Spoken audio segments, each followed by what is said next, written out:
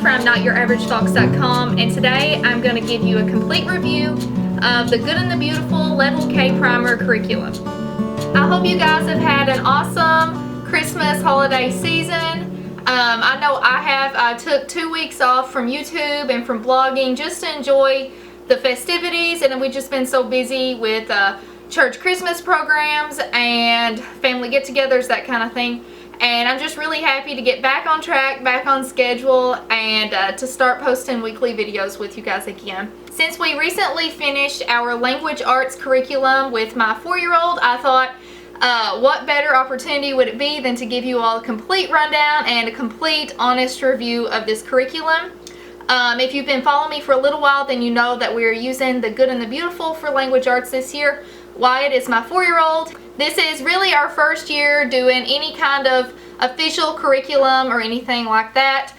So we're really new, and I have no idea what I'm doing, to be honest, but I'm just going with the flow, trying what we like, and just seeing how that goes. If you haven't seen my video, I'll link it in the cards where I kind of gave you all a haul or what we were going to be using for homeschool this year. So if you haven't seen that, check it out, and it'll show you kind of what all we've been using this year so far. If you asked me about midway through this curriculum if I would continue to use the Good and the Beautiful, I would have said 100% yes. Like, no doubt in my mind would I not choose this curriculum again for kindergarten next year.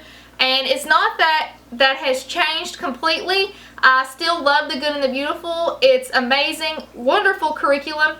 But if I'm being honest with you guys, I'm not for certain that it's working with my 4-year-old. And I'm so disappointed to say that, really, because I was really looking forward to this and I love it. And we still may end up purchasing the Level K next year when he starts kindergarten, but we're going to have to do a lot of reviewing, and I want to make sure he's completely ready before we continue to do that. So if you aren't familiar with the Good and the Beautiful, then you probably don't know that they are a level ahead in each of their grades. So Level K Primer is designed for 4 to 6-year-olds, and then Level K is technically kindergarten, Level 1, first grade, you know, that kind of thing. And Wyatt is 4, and he knew all his colors and all his letters and everything, so I decided to skip the pre-K level because I feel like it was just going over things that he already knew. So I thought he met the requirements for the Level K Primer curriculum, so I thought we would go ahead and use it, and we was going through it. My intentions in this curriculum was to use the Level K Primer from about August to December, so for a semester, because it only has 34 lessons. It's not a year-long open and go curriculum kind of thing. It's just, I think it's meant to just use whenever you want to, which is kind of how we used it. We did not do 1 lesson a day. I didn't even do a lesson a week at times. We took a week off every now and then. We just done it mostly whenever Wyatt seemed like he wanted to do it, or if he was excited and wanted to do school, then I brought out the book and we would go ahead and use it. It went really well for the first little while. He enjoyed it and everything was great. But about midway through, I noticed him getting a bit frustrated. And me being a newbie homeschool mom, I got a bit worried there. But, you know, I was thinking, okay, this is probably just like public school, you know. I remember being excited when we started, and then about midway through, kind of dreading going, and then by the end, I was ready to quit completely. So I was thinking, okay, well, he's probably just sick of it. The new is worn off, and this is just something we've been doing, and it's no longer exciting to him. I tried to make it as exciting as I can for him, and I tried to get really excited about it, tried to make it not seem like a task that we had to do, because I want to instill a love of learning with my child. I don't want reading or schoolwork or anything like that to be something that he dreads and absolutely hates doing. So I was trying to make this as fun as I could, but I did notice that he got frustrated when Level K Primer was instructing him to read words.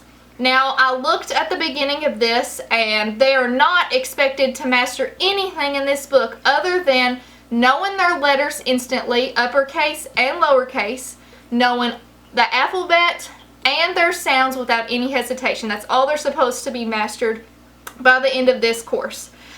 They are not expected to read. They're not expected to know all of the different sounds or vowels, anything like that, which this course also covers all of those things. And I think it's great that they include that as an introductory to level K. But for my 4-year-old, I almost think he got a little, what's the word? I almost think he got a little overwhelmed by everything. And it just seemed to be going so fast. So we started out, it would start out showing you the sounds of like the letter A. Here, I'll just show you. So let me pull the book out here. So in lesson 1 here, I don't know if y'all can see lesson 1 here, it's showing the letter A and the letter T. And it's instructing the child to place a bean on each of the letters A and T, and then you're supposed to talk about the sounds and then how A and T make the word at.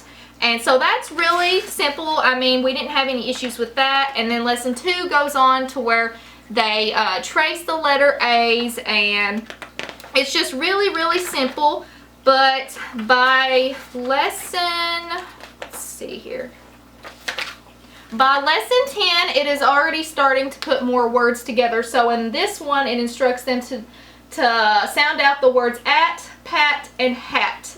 And this was something that Wyatt really struggled with, was sounding out the letters. And I didn't want to just skip it all and not do it because, I mean, it was in the course and I thought it would be good for him just to try and learn. But the more we tried to introduce words to him, the more he got frustrated. And then I think it's lesson 22, you bring out this My First Reading book, and it has little stories in it. They're super cute stories. So this one's about a pig, and then we've got a little girl named Kim in this one, and they're just simple words. So for example, the first one's I dig. It says I dig, I sit, I zip it, I mix it, I hit it, I sip it, I fix it. So that was it. And it may seem pretty simple, but for a child who's barely knowing all of his sounds, that's something I think that went too fast for us personally. Wyatt is not as skilled in language arts as he is in math. I've discovered he's like his daddy and he's more of a math person. I think this curriculum would be great. I mean, perfect for someone who is a little bit advanced in language arts, or someone who is at a faster pace level, because for us, he needed more time. And I mean, we could have drugged this course out to last a whole year, and I could have worked on him individually and made it last a lot longer. But he wanted to work on the workbook, and he wanted to do it, and I didn't want to tell him no whenever he asked to do the workbook. So, guys, I'm just not even sure where to go on from this. I still love The Good and the Beautiful, like I said, and we still may end up using the level K next year. But as for now, it's December, the new year's about to start, and we've got until July, August before we're going to start kindergarten officially this year. So my plan so far is to work on him with sounds and his letters, make sure that he's very comfortable and he's mastered all of those completely before I even think about purchasing the level K course. So to do this, I think I'm going to end up buying some board games. He loves to play games, so it's one of the pros that was in this this course was the little games that was in it. So there was a little clothespin game. There was a lot of little games where you put pennies and coins and stuff like that on it, and things like that he enjoyed a lot. He loves to learn through play versus sitting down and working in workbooks or worksheets, because he doesn't even know he's learning if he's learning through play like that. And I think we're going to look into that a little bit more. But yeah, as far as this curriculum, I still love it, and I'm glad that we tried it out at least, but I can't promise that we will continue using it. Thank you guys so much for watching. I hope this review and our story was helpful to you in any way. Please subscribe if you haven't already. I'd love to have you on my channel. I do a lot of homeschool videos like this, some DIYs, natural living, motherhood kind of posts, and I'd love to have you stick around and join me on my weekly videos here on YouTube and on my blog at knowyouraveragefox.com. Until next time, I'll see you guys later. Bye.